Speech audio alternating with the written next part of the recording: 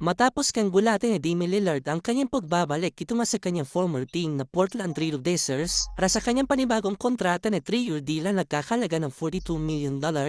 Eto na kagad si Damian Lillard mga boss na nagkaroon na kagad ng press conference dito nga sa kanyang team. Obviously, ginanap lang itong press conference ito bilang formality dito nga para kay Damian Lillard pero hindi pa rin talaga siya makakapaglaro para sa paparating na NBA season dahil nga sa pagpapagaling niya sa kanyang ACL. Hanggang sa ngayon ay suportado pa rin ang head coach ng Portland at tumang pagbabalik kay Dame Time.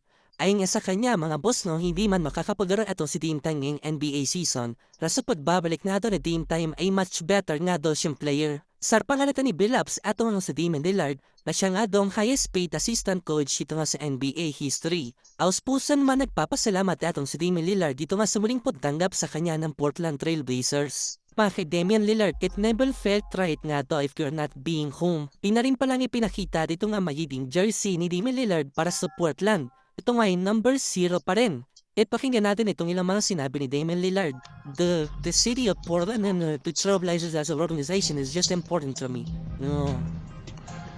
It's never been something that I've had to try and go out and do. And make myself something. It's just how I feel and I go off of, what my true feelings are. So, it was always genuine for the first 11 years of my career, and it was also always organic. I never had to go out of my way to do something or make something appear to be a certain way, and I think this will be the same. I don't need to try to announce myself as that or anything. I just operate as myself, and that's always been good enough. And I think, especially at this stage of my career, I think it'll remain the same.